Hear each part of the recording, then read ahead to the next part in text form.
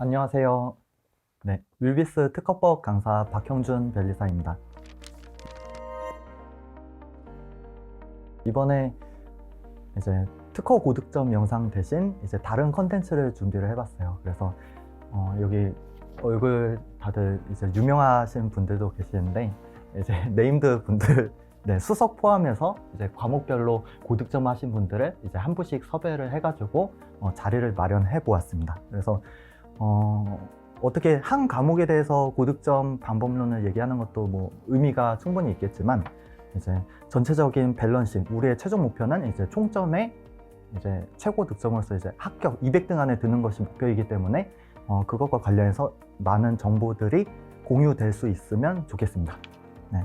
그래서 한 분씩 간단히 자기소개 부탁드리도록 하겠습니다. 네, 안녕하세요. 61회 변리사 시험에서 총점 58점으로 합격한 홍혜윤입니다. 네, 안녕하세요. 전 이번에 61기 변리사 평균 58.66점으로 합격한 박인수입니다. 안녕하세요. 저는 61회 변리사 시험에서 합격한 총점 60.1점으로 합격한 윤준기라고 합니다. 네, 안녕하세요. 저는 제61회 변리사 시험에 정말 영광스럽게도 수석으로 합격한 김형주라고 합니다. 올해 3시로 붙게 되었고 평균 64.4로 합격을 하게 되었습니다.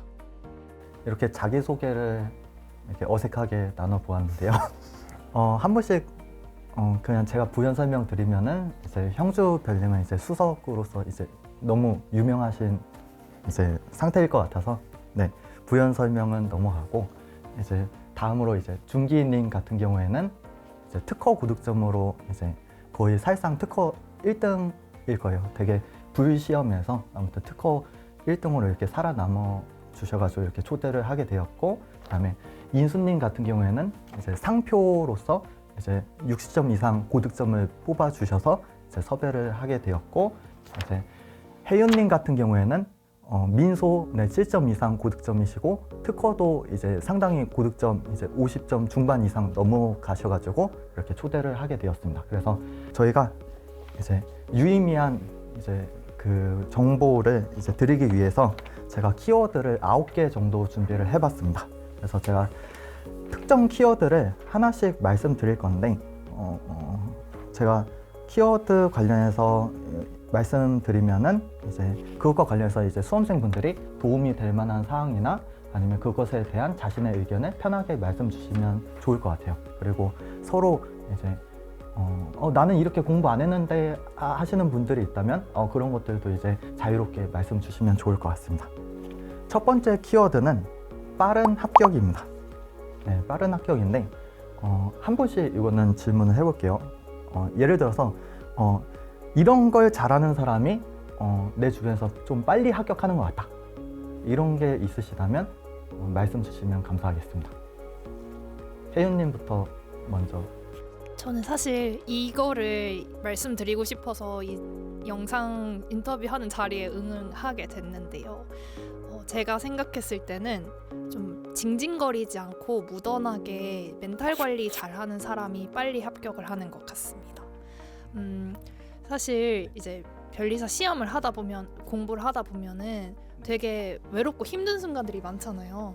근데 이제 꼭 주변에서 공부할 때 보면은 나 이거 하다가 좀 힘들고 지치니까 나 다른 강사님을 한번 갈아타 볼래 하고서 또 이런 교재 바꿔보고 아니면 또 GS 메인 커리 바꿔보고 이렇게 공부한 친구들을 저는 좀 봤는데요. 전 그게 결국에는 다 자기 내적 불안감에서 기인을 한다고 생각을 해요.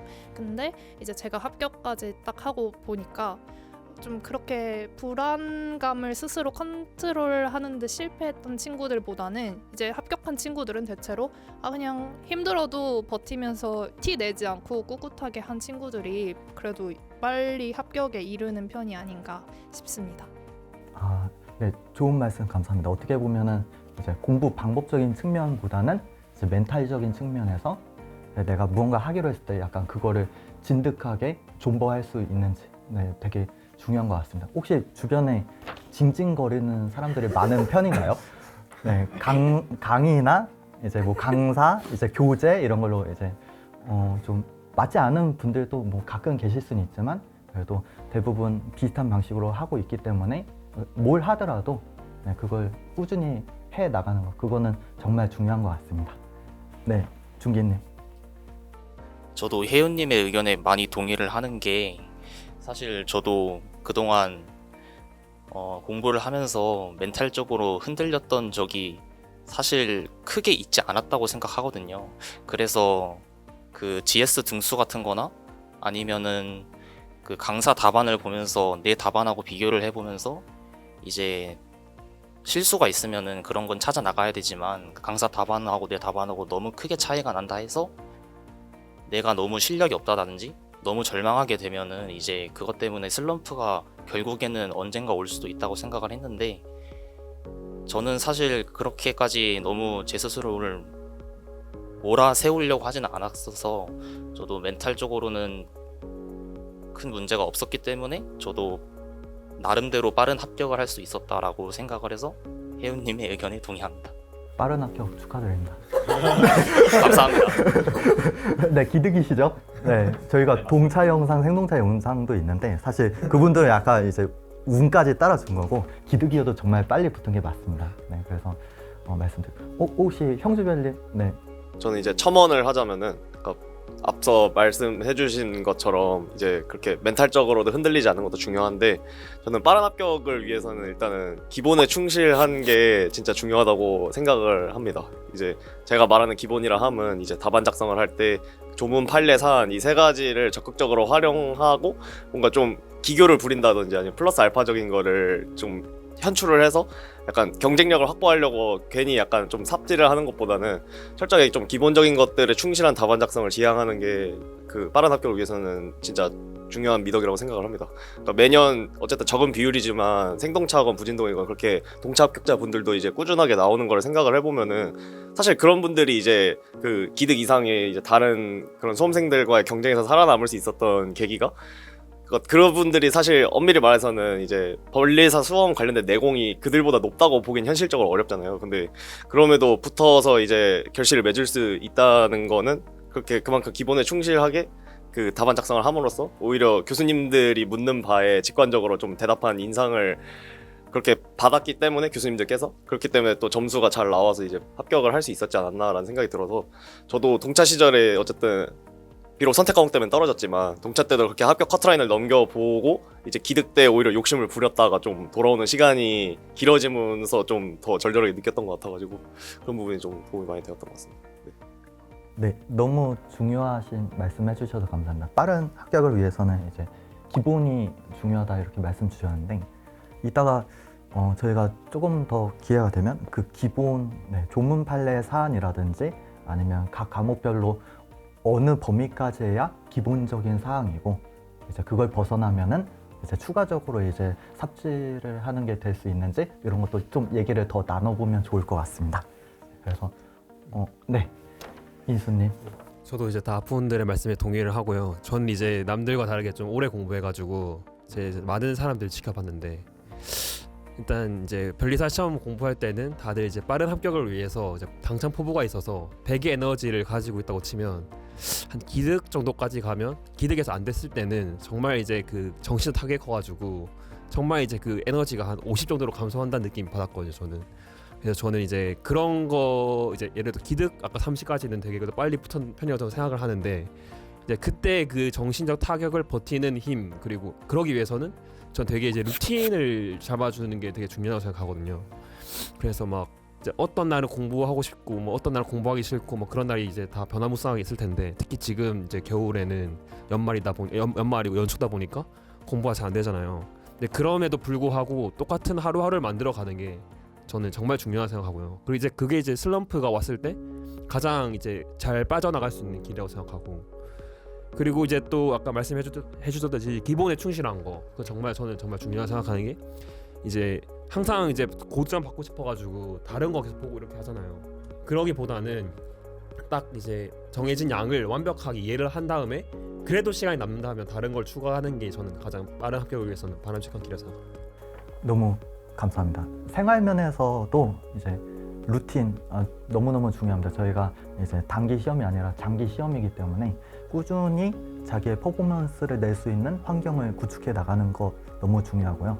네, 그리고 인수님께서 이제 루틴 얘기를 해주셨고 그렇게 정리가 되는 것 같아요. 그러니까 이제 빠른 합격을 위해서는 이제 정신적으로 이제 한 공부 방향을 설정하면 그걸 꾸준히 나가야 되는데 그걸 나갈 수 있는 환경적으로 이제 루틴을 잘 잡고 기본기 중심으로 해서 이제 너무 오버하지 않고 시험에 필요한 그 알짜들을 잘 이해하고 정리하는 것이 중요하다. 이렇게 정리를 할 수 있을 것 같습니다. 감사드리고 그러면 다음 키워드로 넘어가 보도록 하겠습니다. 다음 키워드는 이제 고득점입니다. 우리가 빠른 합격도 의미가 있는데 사실 고득점이 여기 포함 관계일 수도 있지만 그래도 이제 뭐 총점으로서 고득점이 될 수도 있고 뭐 과목별로 이제 고득점이 될 수도 있고 뭐 답안 작성에서 이제 고득점을 받을 수 있는 답안일 수도 있고 뭐 여러 가지가 있는데 자신이 생각하는 고득점의 핵심은 이거 같다. 이거 한 분씩 말씀 주시면 감사하겠습니다. 네, 저는 이번에 이제 민소랑 상표를 그래도 상대적으로 고득점을 받았는데 저는 이제 항상 답안지 쓸 때 중요하게 생각했던 게 답안지의 왁구거든요. 그래서 전 남들보다 답안지의 양은 확실히 적은 게 전 이번 민소도 한 17장 정도 적었고 상표도 저는 한 17장 정도 적었거든요. 그래서 전 뭐 남들만큼 2권을 쓴 적도 한 번도 없고 그랬는데 고득점 나온 비결을 생각하면 저는 정말 왁구가 정말 중요하다고 생각합니다. 대표적으로는 그 말씀해주신 따옴표 치는 거, 판례 키워드 그리고 이제 판례랑 저는 사안 포섭을 항상 1대1 관계를 유지하려고 했거든요. 예를 들어서 판례 이제 사안을 적용한 판례를 2개를 썼다면 그 판례를 각각 사안 포섭하는 방법으로 했고요. 그리고 꼭 반드시 저는 판례 그 따옴표 친 거를 사안 포섭에 똑같이 따옴표 쳐가지고 이제 판례를 그대로 활용했다는 점을 강조하기 위해서 저는 그걸 되게 활용을 잘했던 것 같습니다. 감사합니다. 왁구 정말 중요하죠. 답안 왁구를 빼놓고 이제 시험 얘기를 할 수 없는데 사실 어떤 내용을 적는지도 뭐 중요할 수 있지만 그거에 앞서서 이제 뭔가 판례랑 사안이랑 그 균형이라든지 그런 전체적인 전체적인 그런 답안의 모양을 좀 신경 쓰면은 좋을 것 같습니다. 그래서 형준님 방금 인수님 말씀하신 부분에 저도 적극적으로 동의를 하는 이유가 이게 어쨌든 이 변리사 시험 구조상 이제 채점을 받을 때 이제 수험생들 입장에서는 어찌할 수 없는 좀 불가항력적인 변수들이 많다고 저도 생각을 해서 왁구를 좀 신경을 많이 쓰는 편이었었는데 이제 그 불가항력적인 변수라 함은 뭐 이제 교수님들께 채점을 받는 그 수험생들 답안지 순서라든지 아니면 그 채점하는 그 순간의 교수님의 심리 상태 뭐 이런 것들은 저희가 도저히 어떻게 컨트롤할 수가 없는 부분이잖아요. 근데 이제 그런 것들을 저희가 통제하려기보다는 어쨌든 방어적인 마음가짐으로 최대한 그 채점하시는 교수님들께서 조금이라도 채점을 더 편하게 수월하게 할 수 있게끔 왁구를 신경을 쓰고 이제 가독성을 조금이라도 높일 수 있는 전략을 모색을 하는 마음가짐을 갖는 게 이제 고득점으로 이어질 수 있는 또 중요한 원동력이 되지 않나라고 생각을 합니다.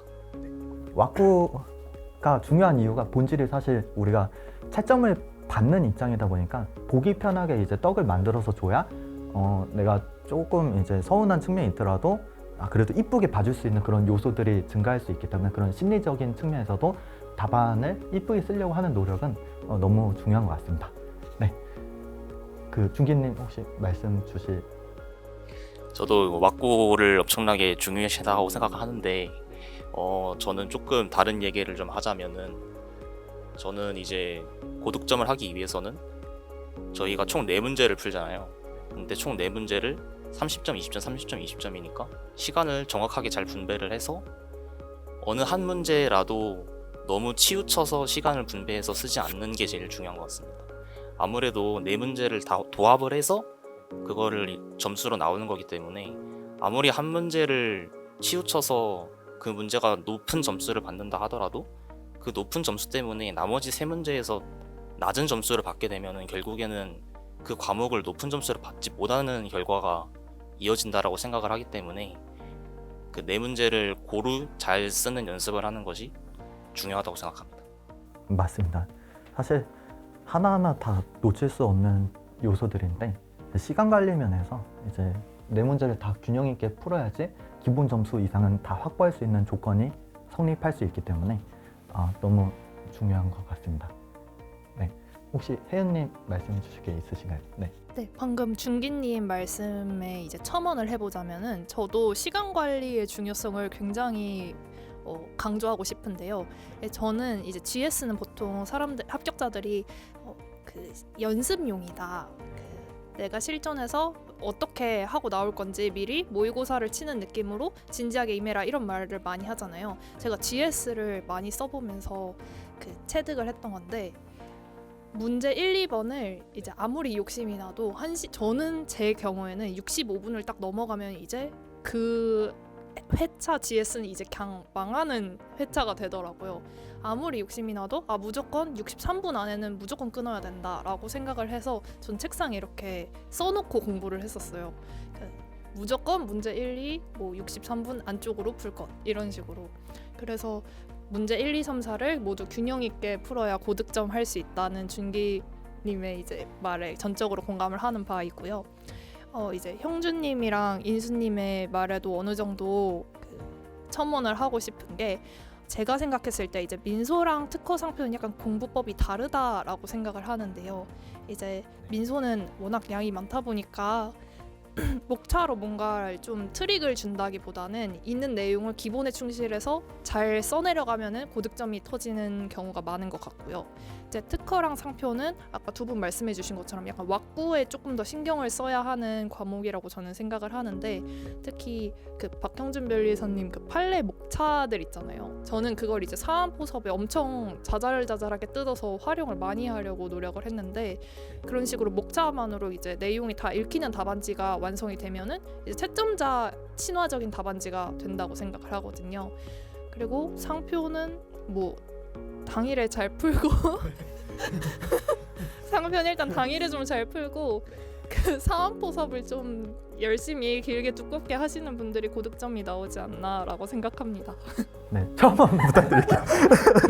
혜연님 말씀에 이제 첨언을 하면은 이제 말씀하신 것처럼 이제 사안포섭 같은 경우에 그 어쨌든 저희 시험 자체가 교수님들이 이제 저희가 판례를 얼마나 정교하게 암기했느냐 이런 걸 테스트하기보다는 얼마나 주어진 사실관계에서 문제를 잘 풀어냈는가를 보고 싶어 하시는 거니까 저도 사안포섭을 진짜 중요시 했었는데 저 같은 경우에 이제 사안포섭을 할 때 그 말씀하신 것처럼 좀 어느 정도 정량적으로 분량을 확보할 때 저는 개인적으로 도움을 많이 받았던 부분이 이렇게 목차를 따는 경우도 있었고 그 사안포섭 내에서 아니면은 이제 적어도 숫자로 좀 라벨링을 하면서 논리 단계를 분석을 하며 이제 답안을 작성을 했었던 게 정량적인 차원에서도 정성적인 차원에서도 저는 도움이 많이 되었던 기억이 있어서 이 부분을 덧붙여서 말씀드리고 싶었습니다. 답변 감사합니다. 다들 너무 중요한 요소들을 많이 말씀 주셨는데 일단 이제 인수님이랑 이제 형준님께서는 맨 처음에 왁구 측면 이제 보는 사람이 편하게 채점할 수 있게 하는 그런 게 중요하다 말씀 주셨고 그다음에 이제 준기님 같은 경우에는 내 문제를 균형 있게 풀어야 된다. 그게 고득점의 기본이다.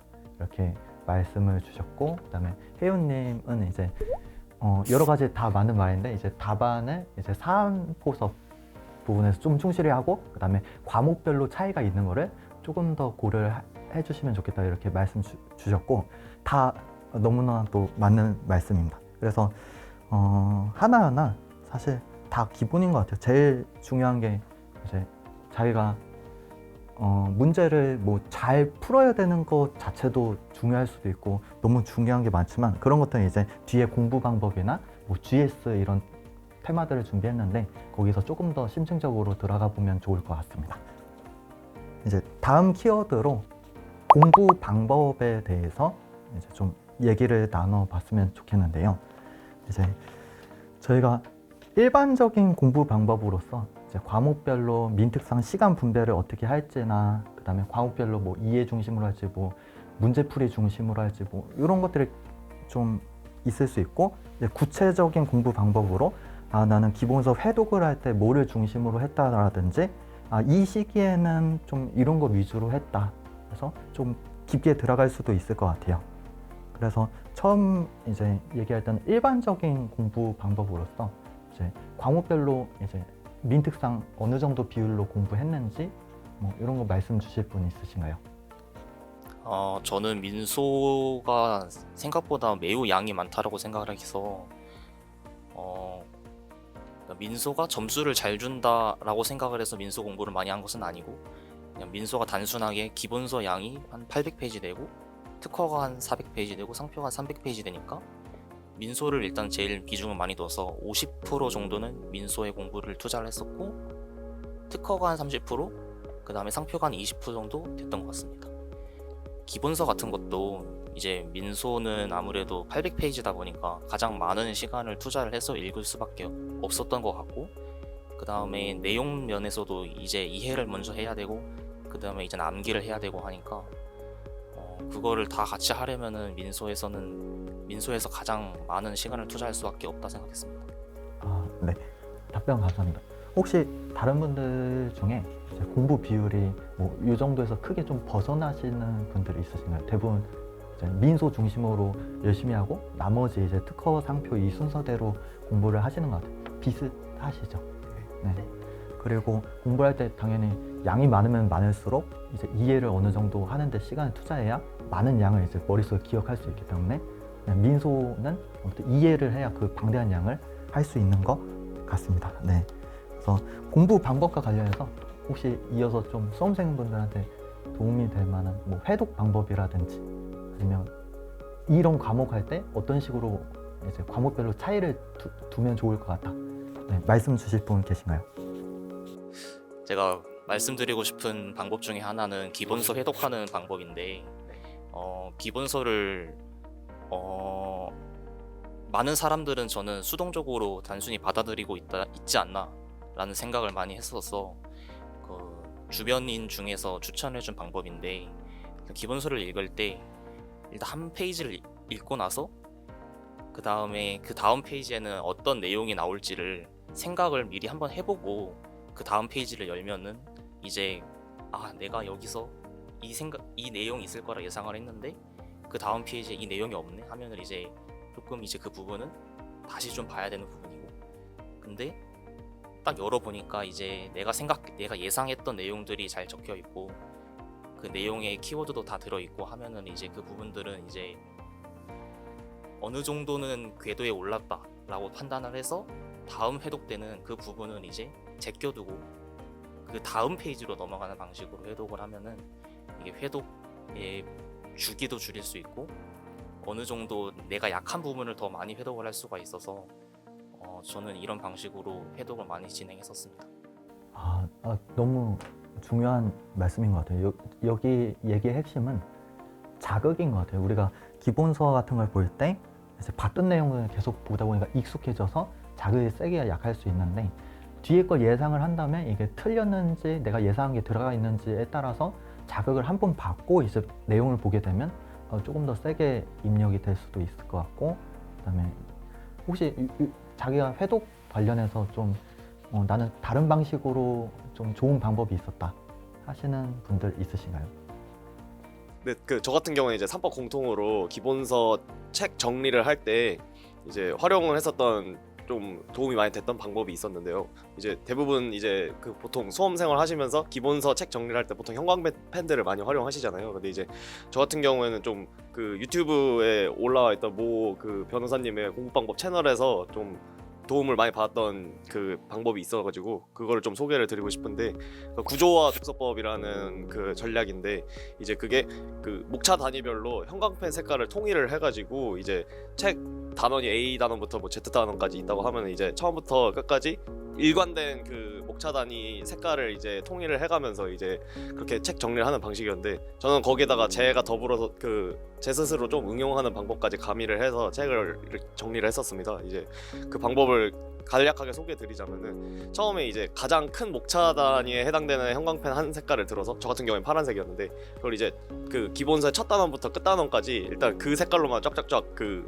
책을 그어 나갔었습니다. 근데 이제 이게 단순히 색칠놀이 하는 차원에서 이렇게 한 건 전혀 아니었었고, 그렇게 가장 큰 목차 단위부터 그렇게 형광펜 칠을 해 나가니까 각 단원별로 그 가장 큰 목차 흐름이 어떻게 흘러가는지를 일단은 거시적으로 먼저 볼 수 있었어서 그게 일단은 도움이 됐었고, 그렇게 처음 A 단원부터 Z 단원까지 그렇게 쫙 긋고 난 다음에 그 다음 하위 목차 단위에 해당되는 이제 중목차죠. 거기에 해당되는 형광펜을 들어서 그걸 또 첫 단원부터 끝 단원까지 이제 그 구조화를 해 나가는 작업을 수행했습니다. 그러니까 이런 식으로 그 이제 점점 하위 목차로 내려가면서 각 그 단원별로 어떠한 흐름으로 이제 그 쟁점들이 등장하고 목차가 구성되어 있는지 이런 걸 좀 입체적으로 조망하는데 저는 엄청 도움이 많이 됐던 기억이 있어서 이게 자연스럽게 형광펜 칠을 하는 과정도 어쨌든 큰 흐름에서는 일종의 회독 방법이라고 생각을 해가지고 자연스럽게 좀 그 꺼 나가는 형광펜 그게 어쨌든 계속 개수가 늘어갈수록 회독 주기도 이제 회독 횟수도 쌓여 나가는 거니까 그런 부분에서 저는 도움이 많이 됐던 기억이 있어서 네 말씀드리고 싶었었습니다. 아, 네, 감사합니다. 사실 저희가 문제를 풀어야 되는데 그 문제를 풀 때 엄청 많은 지식을 갖고 있지만 그것들의 주소 설정과의 관계에서 이제 내가 지식을 이제 암기할 때도 그런 체계가 중요할 수 있고 그다음에 문제를 풀 때도 논점이 어디서 이제 속하는지 알아야 되기 때문에 굉장히 말씀 주신 방식으로 하면은 효율적으로 잘 할 수 있을 것 같습니다. 네, 혜윤님 혹시 좋은 아이디어 떠오르신 것 같은데. 저는 이제 다른 과목보다 이제 특허 판례집 공부 방법에 대해서 첨언을 좀 해보고 싶은데요. 사실 상표는 그 기본서랑 판례집이 중요하다. 판례집을 열심히 공부하시는 분들이 굉장히 많고 민사소송법은 뭐 기본서랑 사례집을 공부하시는 분들이 굉장히 많아요. 근데 그거에 비해서 특허는 좀 공부 방법이 좀 다양한 것 같다라는 생각이 저는 제가 주변에서 공부할 때 들었거든요. 근데 저는 이제 특허 기본서 말고도 특허 판례집 공부하는 게 굉장히 이제 기득 이상분들한테 도움이 많이 된다라고 생각이 되는 게 이제 특허 문제들이 이제 단문형 문제들도 있지만 판례형 문제들이나 사례형 문제들이 있잖아요. 그런 걸 이제 따로 뭐 GS를 통해 GS 양을 늘리지 않더라도 판례집을 이제 공부를 하게 되면은 이제 기본서 암기 밀도도 훨씬 올라가고 판례형 문제나 사례형 문제를 이제 따로 크게 대비하지 않아도 되는 그런 효과가 있더라고요. 저는 그래서 판례집 암기를 따로 진행을 했었는데요. 기본서 암기를 먼저 해보고 좀 기본서 어느 정도 머리에 조금 들어온 것 같다. 그래 절반이라도 뭔 내용인지는 알 것 같다라는 그런 생각이 들었을 때, 체계가 잡히면 네, 약간 어느 정도 주소 설정이 됐을 때 일부러 이 시기였던 것 같아요. 1, 2월쯤에 판례집 암기를 먼저 시작을 했어요. 그 박형진 변리사님 판례집 보면은 별 3개, 2개 막 이렇게 그 중요도가 표시되어 있는데. 이제 처음에는 3개, 4개, 5개 이렇게 아니면 전년도 탑10 이런 식으로 중요 판례들을 먼저 1회독을 암기를 싹 진행을 하고 그 다음에 뭐 별 좀 여유가 되면은 별 2개 이런 식으로 점점 살을 붙여 나가는 식으로 판례집 회독을 따로 했었고요. 그리고 판례집에 그 각각 하나씩 공부를 하면서 이제 끄트머리에 제 나름대로 사안 포섭할 때 이렇게 목차를 좀 뜯어서 쓰면 좋겠다 싶은 것들은 이제 따로 라벨링을 해서 정리를 해두고 이건 진짜 좀 빈출로 나올 수 있겠다 싶은 건 또 따로 기본서에 옮겨두고 이런 식으로 공부를 했었는데 실제로 도움이 정말 많이 됐습니다. 이번에 문제 3번이 약간 그나마 판례형 문제였던 걸로 기억을 하는데 그거 보자마자 내가 목차 다 뜯어놨던 판례네? 하고서 그냥 시간이 문제가 너무 길고 시간도 약간 쫓기길래 형진쌤 강의에서 들었던 거다. 뭐 립스틱, 뭐 실리콘 설명해 주셨던 것도 기억나고 제가 따로 판례집 따로 정리해놨던 것도 기억이 나서 크게 도움을 받았습니다. 이게 사실 그 회독을 할 때 뭐 기본서, 사례집, 판례집 이렇게 책 유형이 크게 3가지가 있고 그다음에 과목별로 이제 그 각각의 책들을 대하는 이제 방식이 좀 다를 수 있는데 특허 판례집도 이제 지금 시즌에 기본서 체계가 어느 정도 잡히면은 이제 중요 논점에 대해서 어느 정도 밀도 있게 준비를 할 때 유용하게 활용할 수 있다. 네. 그리고 이 관련해서 혹시 그러면은 판례집을 암기한다는 게 좀 어떤 의미인지 조금 더 설명 주실 수 있으신가요? 그럼요. 또는 이제 특허 판례집을 대할 때랑 상표 판례집을 대할 때랑 뭔가 차이점이 있는지 이런 것도 혹시 궁금합니다. 저도 그 혜연님의 의견에 많은 동의를 하는 게 특허 판례집을 생각보다 많은 사람들이 좀 많이 안 보는 경향도 좀 있어서 저는 그 판례집을 많이 봐야 된다라고도 주장하고 싶은 이유가 한 2가지 정도가 있는데, 그 혜윤님이 판례 암기도 하셨다고, 판례집 암기를 따로 진행하셨다고 하셨고, 그 다음에 그 사안 포섭을 판례에서 어떻게 하는지를 거기 많이 적혀 있으니까 그거를 따로 라벨링을 해서 모았다고 했잖아요.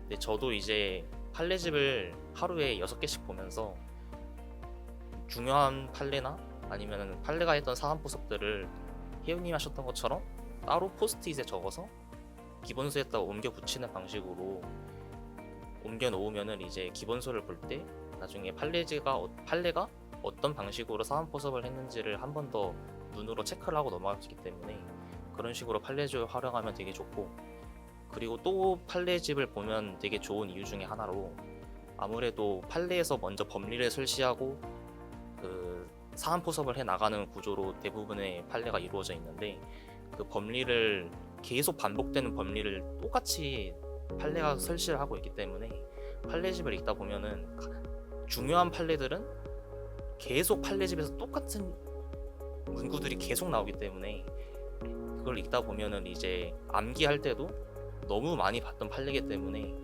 너무 자연스럽게 암기도 되고, 그렇기 때문에 저도 판례집을 많이 보는 거 되게 추천하고 있습니다. 근데 그 이제 중기님 말씀에 첨언을 또 하고 싶은 게, 저도 말씀하신 것처럼 이제 특허법 같은 경우에는 판례집을 활용을 할 때 어쨌든 그 기본서, 일단 구조화가 완료된 기본서에 좀 판례집에서 좀 추출해서 기본서에 좀 보완을 할 만한 내용들을 좀 덧대는 방식으로 그동안 이제 학습을 많이 해왔었고, 그래서 확실히 이런 부분이 그 특허법의 좀 논리적 공백, 이런 기본서에 담긴 내용만으로 뭔가 좀 해소가 되지 않는 뭔가 그런 논리적인 공백들을 채워 나가는데 좀 많이 유용했었던 기억이 있고, 이제 상표법 같은 경우에는 저는 어쨌든 상표법 판례집을 좀 활용했던 방법을 말씀드리고 싶은 게, 이제 제가 썼던 판례집 같은 경우에는 그 판결 요지와 판결 이유, 이거를 이제 거의 원문과 동일하게 이제 그 수록을 한 그런 교재로 공부를 했었는데, 어쨌든 저희가 답안 작성을 할 때 그 판례의 판결 요지에 대응되는 부분이 저희 답안을 작성할 때 판례 문구에 대응이 되는 거고, 판결 이유 부분이 이제 저희 답안으로 그 승화를 했을 때는 이제 사안 포섭에 대응이 되니까, 이제 저는 상표 같은 경우에 특히나 좀 판례집을 활용을 할 때 그 판결 요지에 설치된 법리들이 그 사실관계에 어떻게 그 적용이 되는가, 이런 부분을 항상 좀 의식해서 보려고 노력을 많이 했었고, 상표 같은 경우에는 이제 그 특허처럼 그렇게 기본서의 판례집 내용을 좀 보완하는 경우는 거의 없었는데, 대신에 반대로 그 사안 포섭이 흘러가는 그런 논리 단계 같은 경우에 아까 그 혜윤님 말씀처럼 그 사안 포섭을 좀 목차를 구성을 해가면서 뭔가 사안 포섭을 할 만한 거리가 있을 경우에는 그런 애들을 이제 저는 포스트잇에 따로 정리를 해서 그런 부분을 좀 숙제하려고 노력을 했었던 기억이 있습니다. 네, 저도 형주님 말씀에 동의하는데, 저도 상표법을 공부할 때는 기본서와 판례집 비율을 전 한 2대8 정도로 판례집을 좀 압도적으로 많이 봤는데요. 저는 왜냐하면 이제 기본서에 있는 내용이 이제 거의 다 판례집에 그대로 있다고 생각하기 때문에 전 판례집을 많이 봤고요. 근데 저는 이제 사람들이 이제 판례집을 공부할 때 그냥 판례를 그냥 좀 제대로 막 공부를 한다는 느낌이 안 들었어가지고, 예를 들어서 암기할 때 키워드를 막 예를 들어서 막 관품 거객, 위베크 연결사 이런 거 외우는데, 그거는 그냥 그 뒤에 문구를 판단하기 위한 기준에 불과한데, 전 그것보다는 뒤에 키워드를 더 완벽하게 적는 게 더 중요하다고 생각하거든요. 그래서 이번에도 위베크 연결실사라는 아주 중요한 키워드 판례가 2번 등장했는데, 저는 그거는 이제 판단하기 위한 기준에 불과하고, 전 뒤에 키워드 2개를 더 살리는 게 더 중요하다고 생각했거든요. 그리고 이제 상표법 이번 1번 같은 경우에도 그거 거의 원문 다시 읽어보면 뭐 유사 판단에 대한 판례도 엄청 많잖아요. 실제로는 엄청 많은데 그 판례에 적은 거를 적는 게 더 중요하다고 생각하거든요. 그래서 사람들이 이제 대부분 보면 남들 적은 거 안 적은 되게 불안하잖아요.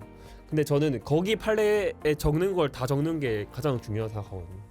저는 그래서 판례집을 저는 엄청 많이 회독했던 게, 저는 이 판례를 보면 이 판례에 뭘 적었는지, 이 판례에 뭐가 적혀 있는지 그걸 판단하고 그거를 위주로 암기하고, 그러니까 이제 주소 설정 같은 경우에도 유사 판단에 의한 판례 다 외우는 게 아니라 각 판례별로 저는 이 판례에서는 뭐가 중요시하게 설치되고, 저는 그걸 위주로 가장 많이 봤고요.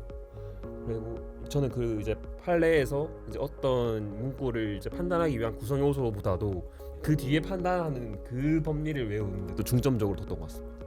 여러 얘기가 나왔는데, 이제 판례집을 볼 때 사실 동일 논점에 대해서도 이제 구체적인 판례가 여러 가지, 뭐 A1, A2, A3에서 유사 판단도 이제 판례가 여러 종류일 수 있는데 이제 중기님이 말씀 주신 거는 이제 판례지를 볼 때 어떤 판례든 이제 공통적으로 설치하는 법률들이 대부분 같다 보니까 그런 면에서 이제 기본서로 채워지지 않는 이제 자주 설치되는 법률들을 조금 더 잘 흡수할 수 있는 그런 용도로 활용할 수 있는 것 같고, 그다음에 사실 사안 포섭 부분에 있어서 우리가 이제 구체적 이 어떤 판례에서 어떤 요소가 핵심으로 작용을 했는지, 네, 그것까지 이제 챙기게 되면은 좀 구체적인 그 판례에 이제 좀 고득점으로 연결할 수 있는 그런 키워드들을 이제 가져갈 수 있는 그런 용도로 활용하시면 될 것 같아요. 네, 그래서 제가 볼 때는 아무튼 상표는 아직까지 이제 판례집 비중을 좀 높게 가져가시는 분들이 조금 많지만 특허는 약간 좀 상표에 비해서는 적긴 한데 민소는 아예 판례집이 없죠. 아직은.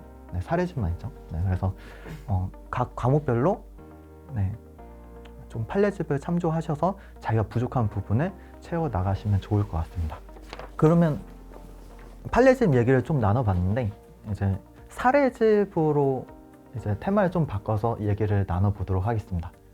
혹시 형수님 그 사례집 관련해서 좀 말씀 주실 게 있으신가요? 저 같은 경우는 이번 삼시 기간 접어들어서 그 이제 기득 시절까지와는 비교 안 될 정도로 좀 압도적으로 사례집 비중을 많이 높여서 학습을 했었는데요. 근데 여기는 사실 좀 특수한 배경이 있기도 합니다. 저 같은 경우는 사실 이번에 19학점 학기 병행을 하면서 수험을 진행했다 보니까 물리적으로 뭔가 GS를 많이 쓸 수 있는 여건도 안 되고 뭔가 기본서 회독을 이제 전업으로 수험하던 시절만큼 주기적으로 가져가기에는 이제 현생이 너무 버거웠다 보니 그래서 조금이라도 효율적으로 합격을 위해서 활용할 수 있는 교재가 무엇일까? 이 부분을 많이 고민을 하다가 내렸던 결론이 이제 사례집이었었는데 이제 3법 전반적으로 다 어쨌든 사례집에는 기출 문제가 많이 담겨 있다 보니 좀 이번 삼시 기간 들어서 유독 그니까 더더욱 이제 기출 문제를 확실하게 정복을 하는 게 합격에 있어서 진짜 필수적인 덕목이다 이런 거를 좀 많이 느끼게 돼서 제가 사례집을 이번 삼시 기간에 어떤 식으로 공부했는지 좀 공유 드리고 싶습니다.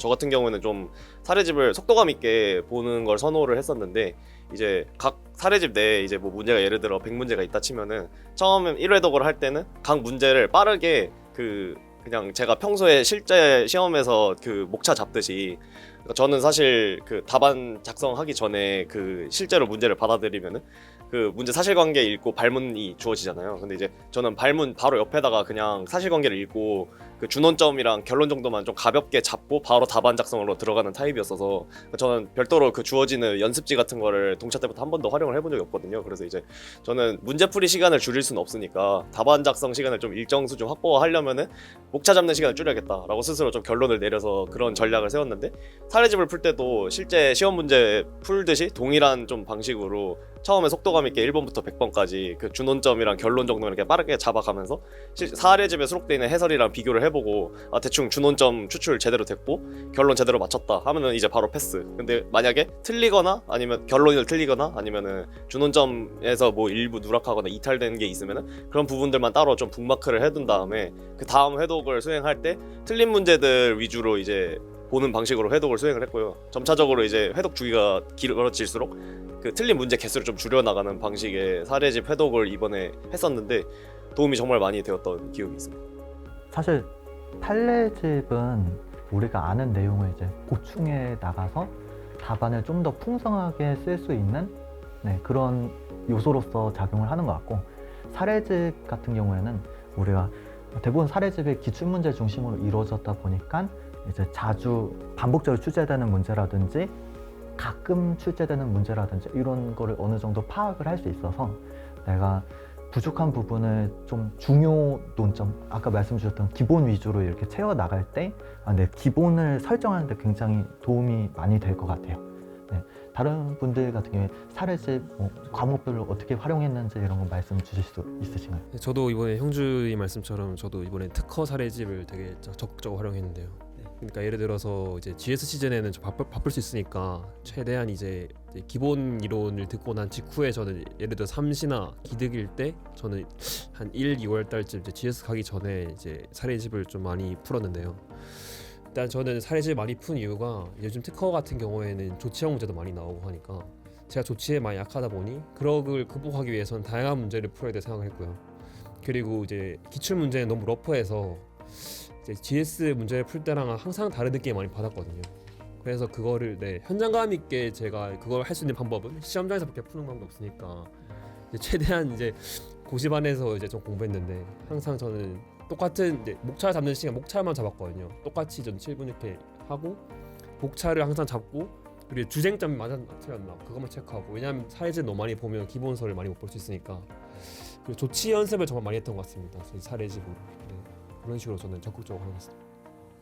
맞습니다. 이 사실 뭐 과목별로 특성은 차이가 조금씩 있지만 특허 같은 경우에 조치 문제가 좀 러프하게 출제되는 경우가 있으니 이를 대비해서 기출 문제 자체로서만 획득할 수 있는 그런 상황이나 훈련이 있을 수 있으니까 특허는 제가 생각할 때도 사례집을 조금 참조하시면서 공부하는 게 굉장히 중요한 것 같아요. 그리고 아까 형주님이랑 공통되는 측면이 이제 사례집을 볼 때 풀다까지 쓰게 되면 사실 팔 아프고 이제 정신적 소모에 이제 시간 소모 크잖아요. 그러니까 준원점이랑 답을 확인하면서 되게 빠르게 사례집도 회독을 해 나가시면 좋을 것 같습니다. 네. 저는 네. 정신력 소모와 네. 시간 소모. 하셨군요. 네. 죄송해요. 이것도 사실 단점이 있는 반면에 이제 장점도 있기 때문에 장점에 대해 또 들어보도록 하겠습니다. 네. 저는 이게 민사소송법이랑 특허상표의 사례집을 좀 다르게 공부를 했는데요. 민사소송법 말고 이제 특상 먼저 말씀을 드리면은 일단 저는 이 겨울쯤이었던 것 같아요. 특허랑 상표는 16개년 기출을 풀답안을 모두 작성을 했고요. 네, 모두 작성을 하면서 이제 강사님들 답안 제가 메인 커리로 탈 강사님들 답안을 조금 익숙해지는 과정. 그런 다음에 기출 문제가 이런 중요 쟁점에 대해서 이런 빈도수로 나오는구나 이런 거를 제가 직접 체화하는 과정을 다 겪었고요. 그리고 이제 특허 사례집이 다른 편이 하나 더 있었던 것 같은데, 네. 뭐 변리사 기출, 변호사 기출 이렇게 나눠 놨었던 것 같아요. 네. 변호사 기출 이런 것들은 이제 특유의 러프함, 교수님들의 러프함에 좀 익숙해지고 싶어서 주쟁점 맞췄는지 그런 다음에 이제 제가 답을 맞췄는지 뭐 보존의 쟁점, 부쟁점 이런 거 조금 누락하는 거는 크게 신경 쓰지 않고 머리로 목차 틀 한번 짜보고 답 맞췄는지 그럼 넘어가고 이런 식으로 문제 보고 답 짓고 문제 보고 답 짓고 이런 식으로 가볍게 참조를 하면서 공부를 했고요. 민사소송법 사례집 같은 경우는 좀 공격적으로 공부를 했는데요. 저는 이제 민소는 이 시기에는 이제 속도보다는 이해전이라고 생각을 했어서 기본서를 굉장히 완독을 하려고 노력을 많이 했는데요. 그러다 보니까 이제 단점이 기본서 회독 속도가 느립니다. 그래서 앞에 뭐 신의칙 이런 거는 이제 하고 있으면 이제 뒤에 가서 재심 이런 거 다 까먹고 있는 거죠. 나중에 한 달 뒤에 그렇게 공부를 하다 보면 이제 진짜 까먹어 버릴 수가 있으니까 그거를 방지하기 위해서 사례집을 많이 사용을 했습니다. 사례집도 뭐 3회 배수, 5회 배수, 7회 배수 이런 식으로 배수 설정을 해나가면서 모든 사례집 문제 라벨링을 일단 하고요. 이번 회독 때는 홀수차 수만 다 풀어보겠다. 그리고 다음에 회독할 때는 짝수차 수만 다 풀어보겠다. 이런 식으로 회독 주기를 조절을 하면서 이제 중요한 뼈대들을 이제 놓치지 않으려고 노력을 많이 했습니다. 그리고 사례집은 따로 이제 민소 사례집 목차 스터디를 꾸려서 이제 따로 공부를 할 정도로 좀 공격적으로 공부를 했던 것 같습니다. 사실 준원점 플러스 답만 이렇게 했을 때와 대비해서 풀답안을 작성하면은 그게 그 배점으로 실제 작성이 엄청 어렵거든요.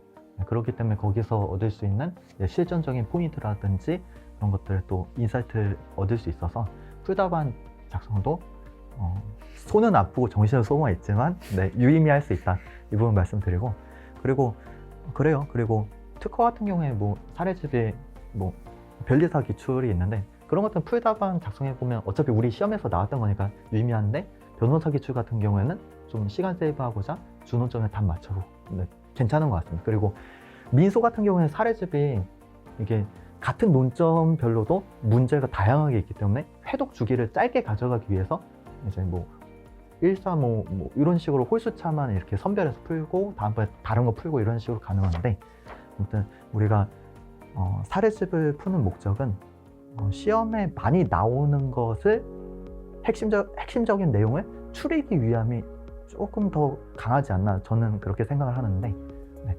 그리고 혹시 이거 상표 강사님들도 좀 궁금해하시는 부분인데, 민소나 특허 같은 경우는 사례집을 어느 정도 참조를 하는데 상표는 사례집이나 기출을 대할 때 좀 느낌이 다른가요?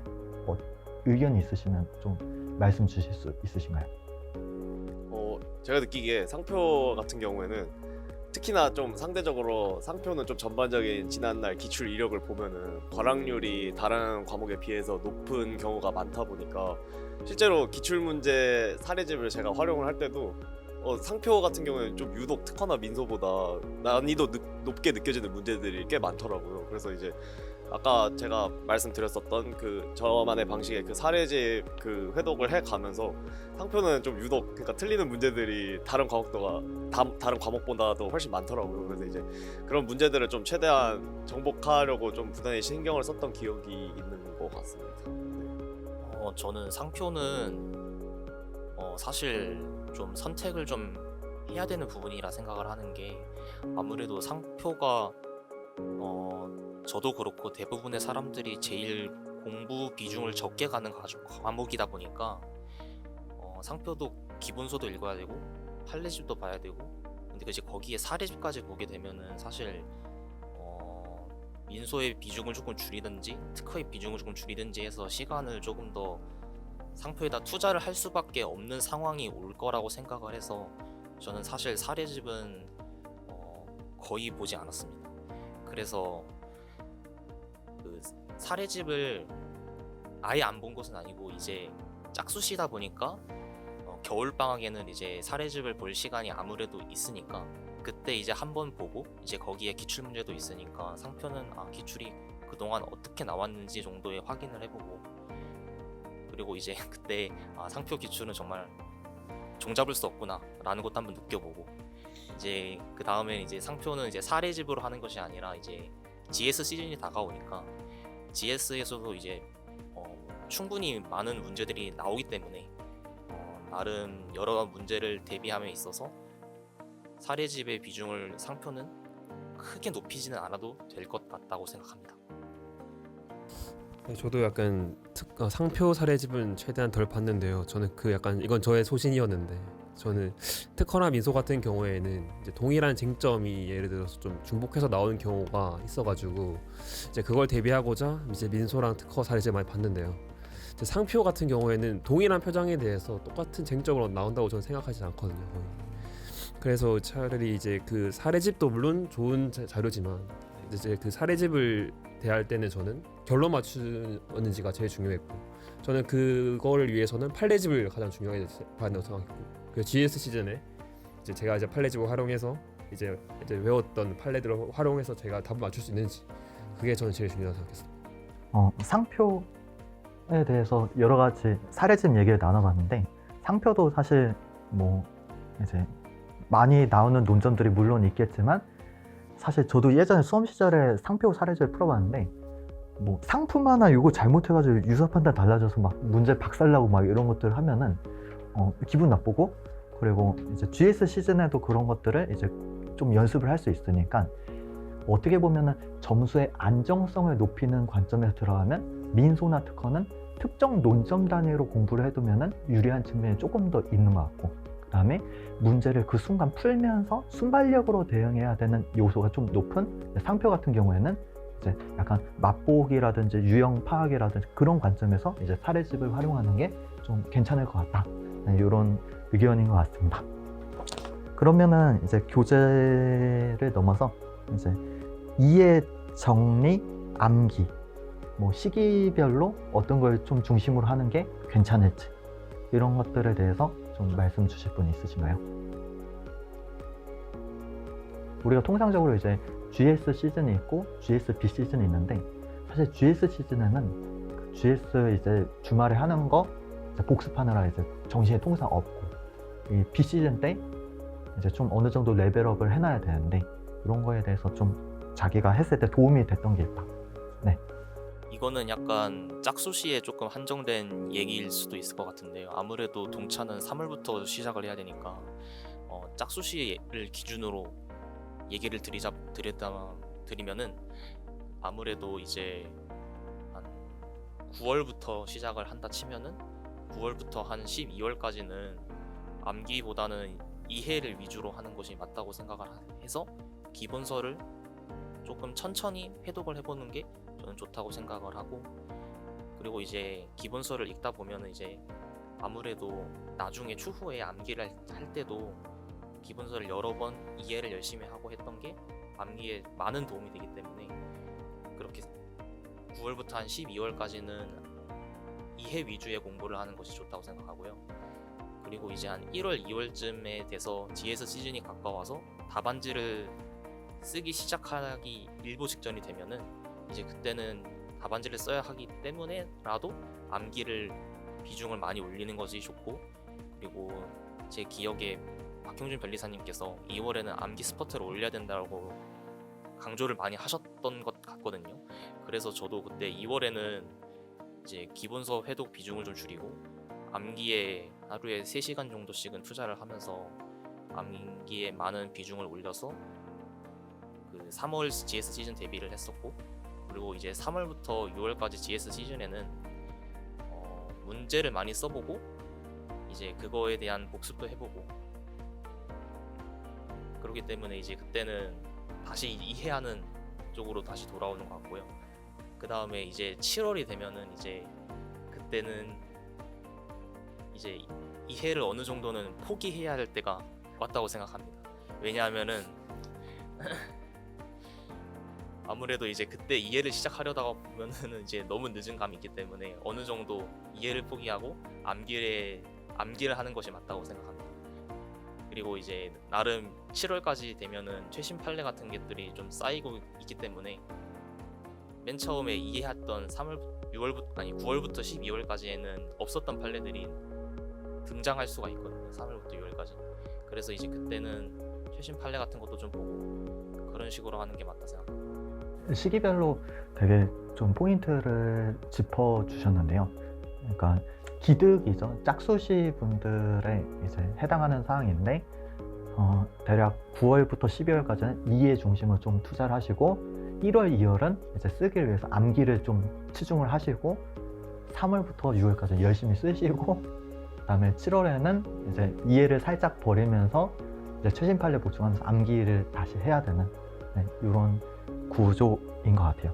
근데 아까 전에 암기를 할 때 3시간 정도씩 하루에 좀 투자를 하셨다고 말씀 주신 적이 있는데 암기 3시간밖에 못 할까요? 아니면 더 할 수 있는데 3시간만 한 걸까요? 다른 분들 혹시? 네. 제가 2월에는 이제 3시간 정도 암기를 하고 나면은 뇌 용량이 포화가 돼서 더 이상 그 암기의 효율이 나오지 않는다고 생각을 해서 이제 한 3시간 암기를 하고 나면은 그냥 이제 답안지를, 전 그때 도약 GS가 열려서 도약 GS 썼거든요. 그래서 도약 GS 쓰거나 아니면은 뭐 그래도 기본서를 아예 놔버릴 수는 없으니까 기본서 회독도 조금씩은 하고, 그 다음에 항상 매일같이 해왔던 판례집도 6개씩 있는 것도 하고, 그런 식의 시간을 조금 줄였던 거지. 그래서 이제 나름의 평상시에도 암기를 해오기는 했으니까 평상시에는 한 하루에 1시간도 안 했던 거를 3시간으로 올렸던 거라고 말씀드리고 싶습니다. 감사합니다. 제가 이 질문을 드린 이유는 뭐냐면 수험생 분들 중에 가끔 암기를 해야 되는데 암기를 이제 10시간씩 하면 되나요? 막 이렇게 질문 주시는 분들이 가끔 계시는데 머리가 포화돼서 사실 그 정도는 안 나오잖아요.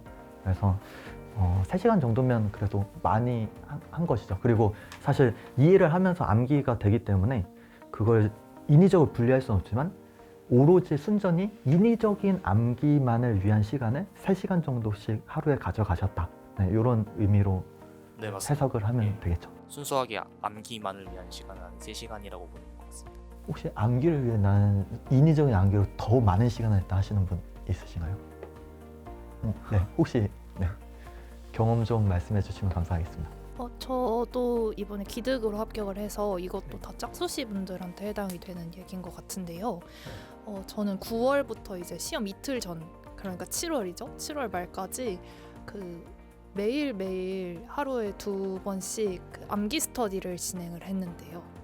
근데 이게 이해랑 완전 동떨어뜨려서 생각할 수는 또 없는 것 같아요. 일단 오후 5시에는 매일 민소 암기 스터디를 진행을 했고, 이제 밤 10시에는 특허 상표 이제 격일로 돌아가면서 또 진행을 했고, 이제 GS 시즌에는 월요일만 해서 이제 선택 과목, 민소랑 선택 과목 이렇게 밤 10시에 또 진행을 했었는데, 암기의 속도? 내가 암기해온 비중이 얼만큼 달랐는지 그 정도 속도 차이는 있었는데, 암기 자체는 9월부터 7월까지 계속했던 것 같습니다. 굳이 시간으로 환산하면은 이해 앤드 암기긴 한데 하루에 10시간 그냥 매일 공부하는 게 다 암기였어서. 그 차이만 있는 거네요. 자기가 본질을 나는 이해를 두면서 암기가 자연스럽게 되고 있는 건지, 나는 암기를 중심에 두고서 이해를 이렇게 보조적으로 계속 하는 건지, 자기가 그 생각하는 그 중심은 다를 수 있지만, 아무튼 이거 이해와 암기에 대해서 말을 하게 되면 이제 저희가 사실 그렇죠. 실제 내 뇌가 어떤 식으로 인식하는지를 설명을 할 수가 없기 때문에 네. 이 정도까지 말을 하면 될까요? 혹시 또 첨언 주실 분 있으신가요? 저 근데 확실한 거는 네. 지금 이 겨울 시즌에 기본 강의, 판례 강의, 사례 강의를 듣고 있었던 것 같은데, 그 강의를 듣던 시즌이 조금 더 암기 속도가 그렇게 빠르진 않고 이해 위주의 공부였던 것 같긴 합니다. 지금 시즌에 뭐 하루에 뭐 특허 기본서 30페이지씩을 암기해 왔다라고 하면은 이제 나중에 6월 가서는 하루에 80페이지 이런 식으로 좀 양이 많이 늘어났던 것 같아서, 지금 기득 그 BGS 시즌에는 확실히 이해 위주였고요. 그리고 BGS 시즌도 1, 2월은 근데 말씀해 주셨던 것처럼 암기 스포트를 미친 듯이 올리고 있던 시즌이었고요. 3월에서 6월은 좀 암기의 속도를 엄청 붙인다기보다는 좀 내 답안지를 어떻게 논리적으로 짤 것인지, 답안지 틀이나 왁구에 대해서 고민하는 시간이었고, 7월은 그냥 최신 판례 조금 더 외우고 진짜 끝까지 안 외워졌던 거 머리에 우겨넣고 이 정도 시간으로 보냈던 것 같습니다. 이렇게 또 구체적으로 설명을 주시니까 공감이 되네요. 네. 네, 준기님 혹시 그리고 아까 전에 조금 설명이 좀 부족한 부분이 있었던 것 같은데, 이제 아무래도 이해와 암기를 서로 완전히 분리할 수는 없다고 저도 생각을 하는 게, 아무래도 9월부터 12월까지 이해 위주의 공부를 하다 보면은 1월부터 2월에 암기를 할 때 그동안 내가 이해를 많이 해서 나름대로 어느 정도 제대로 이해를 한 판례 같은 경우에는 아무래도 암기할 때 생각보다 빠르게 암기가 되거든요. 그리고 좀 이해가 좀 덜 된 판례라고 하면은 암기할 때도 많은 출혈을 감내해야 되고 해서 강제적으로 암기를 하다 보니까 이제 스트레스도 받고 힘들거든요.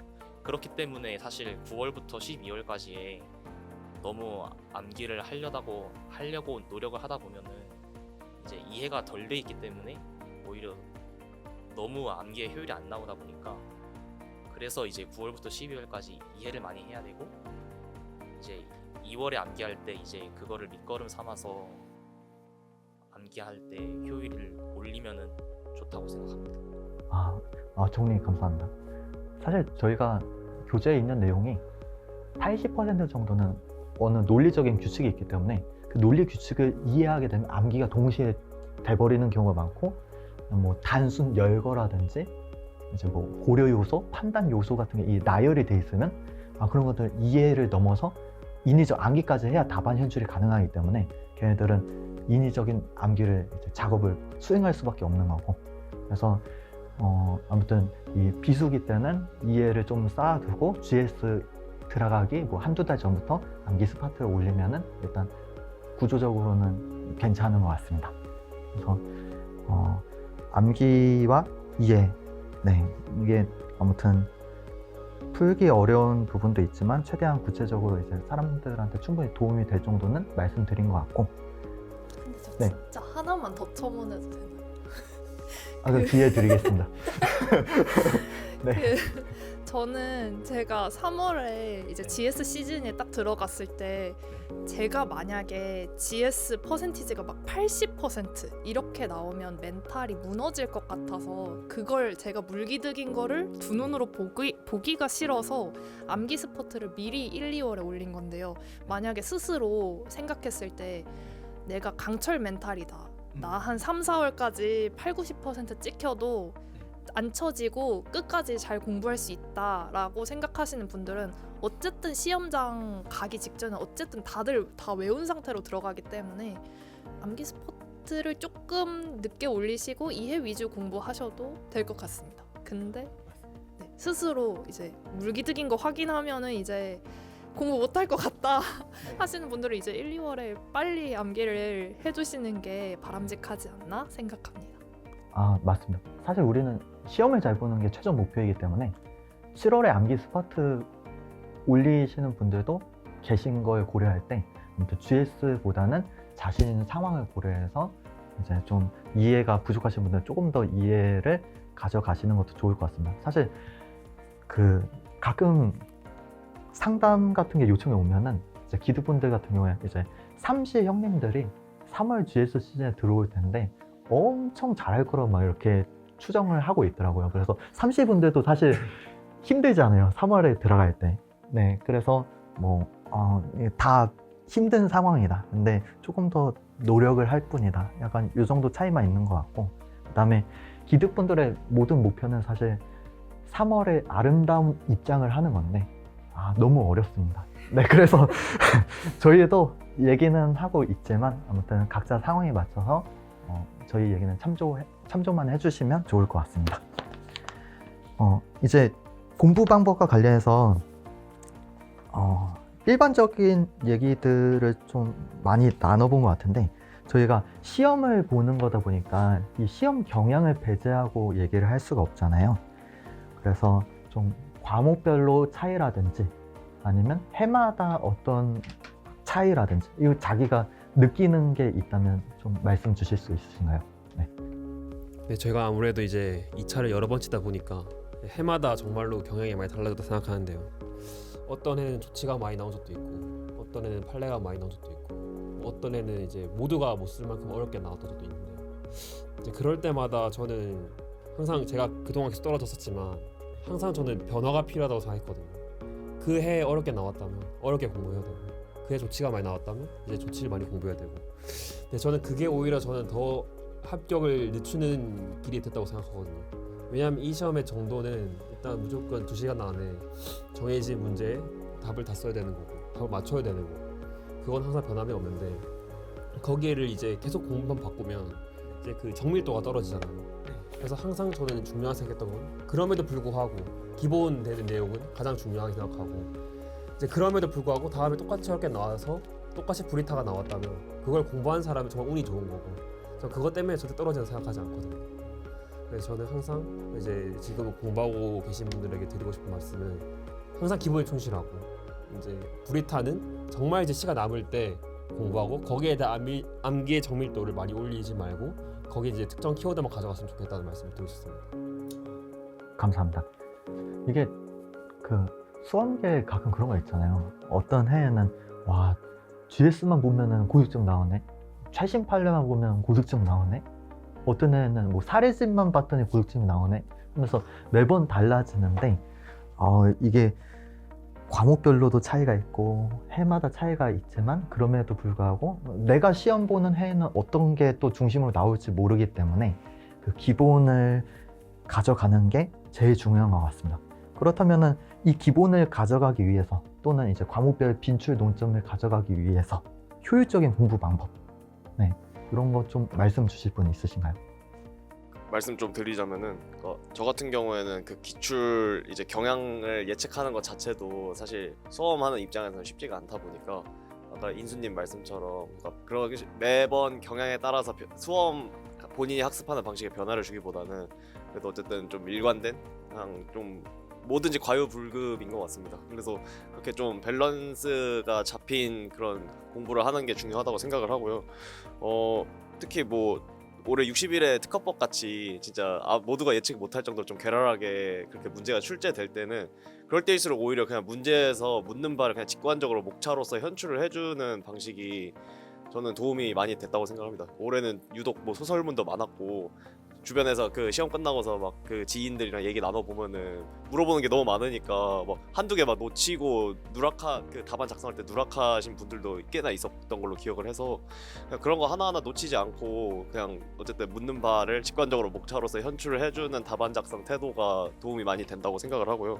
그리고 뭐 빈출 논점이나 전형적인 논점이 출제가 되는 경우에는 이제 어쨌든 남들과의 좀 차별화를 의식을 해서 거기서 뭔가 막 필살기로 막 검토 쓰고 뭐 막 반대견에 챙겨가고 뭐 이런 식으로 그 전략을 세우시는 분들도 있는데 저는 그런 식의 전략보다는 남들보다 더 정교하게 사안 포섭을 하는 방식으로 이제 그 차별화를 시도하는 게 저는 고득점으로 더 용이하게 환산도 가능하다고 생각을 해서 그런 부분을 좀 말씀드리고 싶었습니다. 공부를 하다 보면은 이제 내가 생각했던 것과 다르게 시험이 나올 수도 있는 거고 하지만 그런 거를 전부 고려해서 공부를 하는 것은 불가능하기 때문에 항상 안정적으로 내가 이제 뭐 빈출 논점이든 전통적인 논점이든 이런 것들을 중요 판례든지 이런 것들을 먼저 잘 챙기시고 그 외의 것들은 이제 진짜 그 순간 기본기로 잘 푸는 방법이 제일 현명한 거겠죠. 그래서 그런 것들을 균형 있게 공부해 나가시면 좋을 것 같습니다. 이게 사실 시험이라는 게 어떻게 나올지가 전혀 예측이 안 되잖아요. 예측이 안 되는데 좀 기본을 설정을 해 나갈 때는 기출문제가 제일 도움이 되는 게 맞을까요? 박형준 변리사님 말씀하신 부분에 적극적으로 동의를 하는 게 이번 3시기간 들어서 제가 어쨌든 사례집 비중을 압도적으로 높이면서 비로소 느꼈던 게 기출문제를 정복을 하면은 그러니까 비록 저희는 수험생 입장에서 앞으로의 기출문제가 어떻게 나올지 감히 예측은 할 수 없지만 적어도 당황스러운 문제가 나왔을 때 그 지난날 기출문제를 학습을 하면서 자연스럽게 뭔가 체득한 그 출제자의 의도 이런 거를 파악하는 능력치가 좀 자연스럽게 함양되는 그런 효과가 있다고 느낀 것도 있었어서 그래서 그렇게 기출 문제를 확실히 그 학습을 해두면은 약간 그 앞으로 어떤 문제가 나올지를 대비할 수 있는 좀 좋은 무기가 된다라고 생각을 합니다. 사실 그런 게 있어요. 그러니까 저한테 시험이 떨어져서 연락 오시는 분들이 가끔 계시거든요. 제가 뭘 고쳐야 될까요? 막 이런 거를 여쭤보시는 분들이 있는데 그 해 시험으로 부족한 게 물론 있을 수는 있지만 그냥 평소에 중요한 논점들을 더 밀도 있게 가져가는 게 사실 중요한 거고 그 면에서 잘못된 게 없다면은 특별히 고칠 게 또 없을 수도 있어요. 자기가 잘 공부를 하고 있음에도 불구하고 그 해 시험 컨디션이 또 안 좋아서 떨어졌을 수도 있는데 괜히 내가 공부를 잘못해서 떨어진 거다 뭐 이렇게 하시는 분들도 있는 것 같아요. 그래서 그 공부를 잘하는지 못하는지는 자기가 너무 외곽 논점으로 많이 뻗어나가지 않고 기출문제에서 중요하게 다뤄지는 애들을 내가 밀도 있게 공부를 하고 있다면 그거는 공부를 잘 하고 있는 것이다. 저는 그렇게 말씀을 드리고 싶습니다. 그러면은 이제 시험 경향에 따른 공부 방법과 관련해서 좀 다른 얘기, 좀 생각나시는 얘기 있으시면 또 말씀 주셔도 좋을 것 같습니다. 네. 전 이제 시험 경향보다는 그 채점 경향이라고 말씀을 드리는 게 조금 더 맞을 것 같은데요. 민사소송법 같은 게 아무래도 전통적으로 고득점이 터지기가 쉬운 과목이다 보니까 제일 공부를 할 때 3법 중에 가장 신경을 많이 써서 공부를 했던 것 같고요.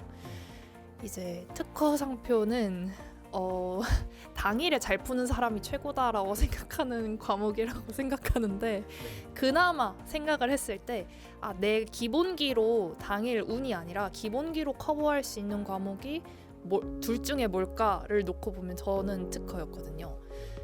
특허도 조금 더 상표보단 공격적으로 했던 것 같고 상표는 이제 당일에 잘 보는 사람이 최고라고 생각해서 조금은 이제 방어적으로 공부를 하는 게 맞는 것 같고 그리고 선택 과목은 이제 거의 공부를 안 해도 된다라고 하긴 좀 못하지만 자기가 선택한 과목 특성에 따라 물론 다르겠지만 저 같은 경우는 남들이 많이 선택하는 디자인 보호법을 선택을 했고 이제 3월에 딱 하루 30분 3월부터 딱 하루 30분 혹은 15분 이렇게만 공부하고도 고득점이 다행히 나왔던 과목이라서 이제 채점 경향과 이제 강약 조절, 과목별 강약 조절을 하면서 공부하는 게 중요한 것 같습니다. 이게 사실 그렇죠. 저희가 민소 싸움이라는 얘기가 있잖아요.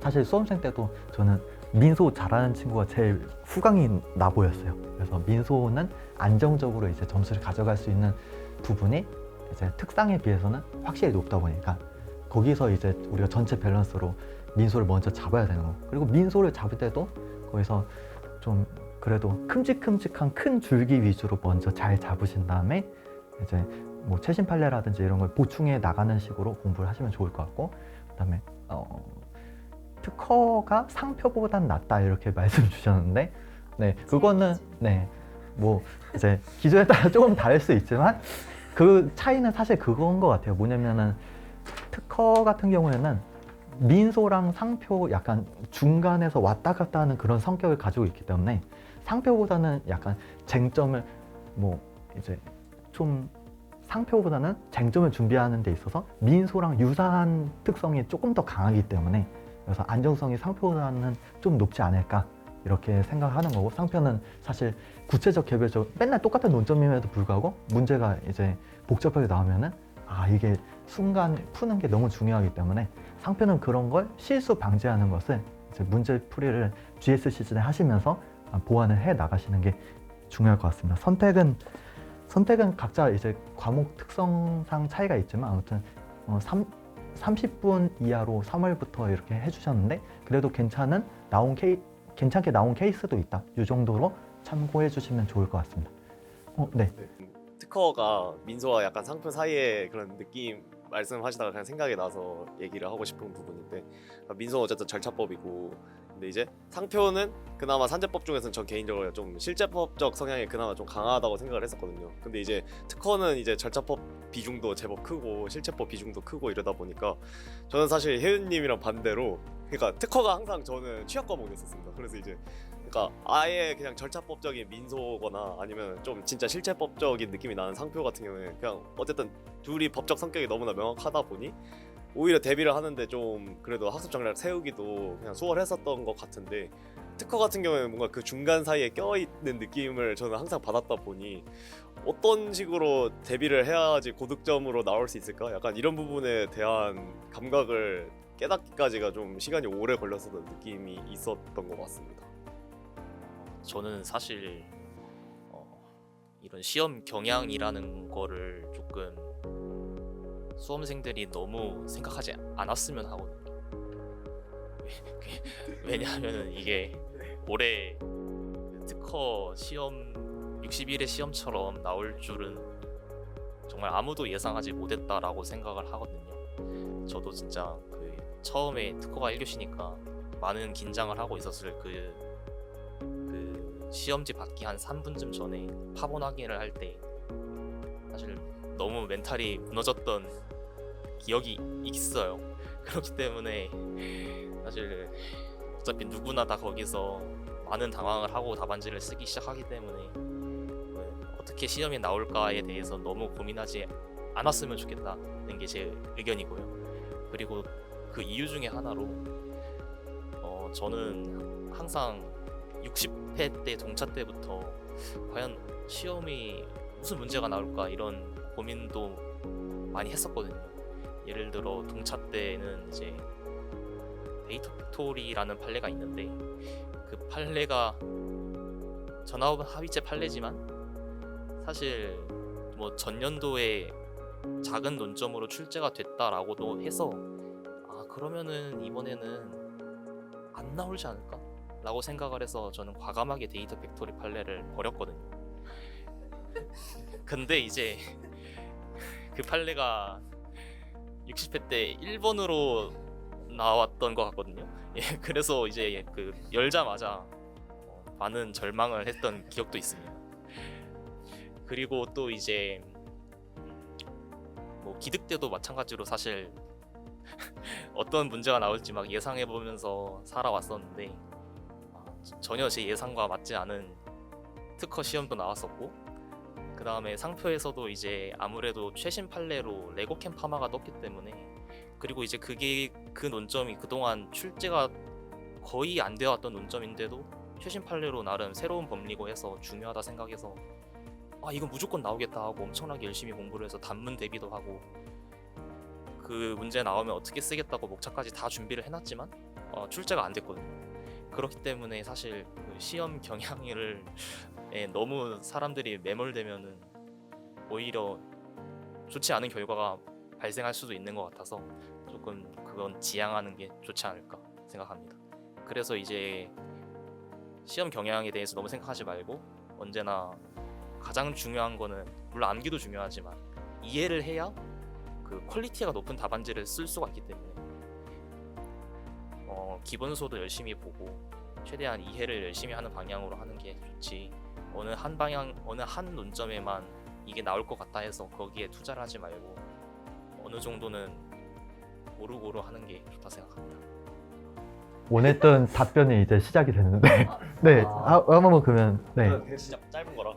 그러니까 그 방금 그 준기님이 60회 때 그렇게 데이터 팩토리 크게 출제했다 이거랑 또 비슷한 사례가 또 있는 게, 59회 때 민사소송법 같은 경우에는 1번 문제로 사회행위 취소소송이 또 30점짜리로 크게 출제가 됐었으니까 그때 당시 수험계 분위기만 해도 전혀 사회행위 취소소송이 그렇게 크게 나올 거라고는 예측 못하는 분위기였던 걸로 기억을 하거든요. 근데 이제 저는 최대한 모든 쟁점을 좀 수평적으로 대하면서 그때 당시에는 민소를 학습을 했었는데, 그러다 보니까 그때 당시에 그 문제가 출제됐을 때도 아는 만큼만 적고 나왔는데 엄청 고득점으로 그 점수가 잘 나왔던 좋은 기억이 있거든요. 근데 그러고서 이제 60회 넘어갔을 때도 60회에서 사회행위 취소소송이 또 이제 세부 쟁점만 좀 바꿔서 또 다시 재출제가 됐으니까 확실히 전년도에 나왔다고 해서 내년엔 안 나오겠지 이런 식으로 생각하고 좀 등한시하는 이런 자세는 그 준기님 말씀처럼 좀 지양하는 게 좋은 것 같고, 그러니까 출제 경향을 그렇게 수험생의 견지에서 뭔가 섣불리 예측하려고 하는 태도는 좀 경계해야 될 필요가 있다고 생각을 합니다. 네. 저도 준기님이랑 그 형주님 말씀에 전적으로 공감을 하는 게, 저는 채점 경향을 살짝 신경을 쓰긴 썼지만 시험 경향을 막 출제 경향이라던가 이런 거를 신경을 쓰진 않았거든요.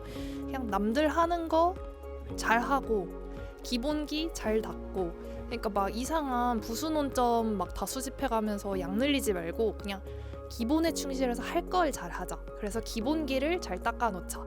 그러면 이제 기본기로 처리할 수 있는 문제는 다 저도 처리를 할 수 있을 것이고, 이제 혹시 브리타가 출제가 됐을 때 어차피 그거는 제가 못하는 건 남들도 다 못할 거니까 그건 이제 운에 맡기자. 왜냐면 제 목표는 이제 수석이 아니라 합격이기 때문에 물론 공부는 수석을 하자라는 마음으로 공부를 했죠. 그래야 이제 운이 나빠도 한 170등쯤으로 합격을 할 수 있을 거라 생각을 해서 마음가짐은 수석이었지만, 이제 현실적으로 남들 하는 거 다 잘하고 기본기 잘 닦아두면은 이제 운이 나빠도 170등으로 합격할 수 있다, 이런 마음으로 공부를 했기 때문에 이제 시험 경향을 예측하는 건 크게 의미가 없는 것 같다라고 생각합니다. 맞습니다. 사실 이 이야기를 나눠본 게 그런 측면에서 좀 얘기가 있었으면 좋겠다 싶어서 말씀을 드렸던 건데, 역시 좋은 얘기들이 많이 나온 것 같습니다. 그러니까 사실 시험별로 스타일이나 이런 거 이제 대하는 마음가짐이나 이런 거는 좀 과목별로 차이가 있을 수 있지만, 논점 면에서 이제 어떤 논점이 나오더라도 좀 수평적으로 이제 가져가는 게 방어적이고 안정적이죠. 우리는 시험이 1년에 한 번밖에 없기 때문에 좀 수평적인 관점에서 기본기 중심으로 잘 가져가는 게 좋을 것 같습니다. 이거를 전체적 조망을 한번 이수님께서 좀 해주시면 감사하겠습니다. 제가 이제 저도 말씀드렸지만 저도 이제 계속 실제 경향이 바뀌다 보니까 그걸 예측하던 저의 과거의 태도는 바로 버려야 생각하고요. 항상 제일 중요한 건 아까 말씀드렸다시피 다들 말씀하시는 것처럼 기본계 충실하자. 그리고 이제 그러기 위해서는 아까 말씀하신 이제 다 그러니까 강사분들이 왜 강사인지 생각을 해야 됩니다. 왜 강사냐면 합격을 먼저 했기 때문에 강사기 때문에 항상 강사분들 말씀 잘 들어요. 강사분들은 항상 기본계에 충실하고 팔레이즈 많이 보고 그러기 위해서 뒤에서 연습을 하고 그걸 반복해서 해야지 이제 막 자기가 불안하니까 막 계속 브리타 찾아보고 논문 찾아보고 그렇게 하는데 그것보다는 무조건 기본서에 충실하고 조문 활용 잘하고 저는 그게 합격을 위한 지름길이라고 생각합니다. 간결한 정리 감사합니다. 그러면은 여러 가지 내용을 나눠봤는데 미처 못 나눈 얘기들은 이제 2부에서 또 이어서 나가도록 하겠습니다. 네, 수고하셨습니다.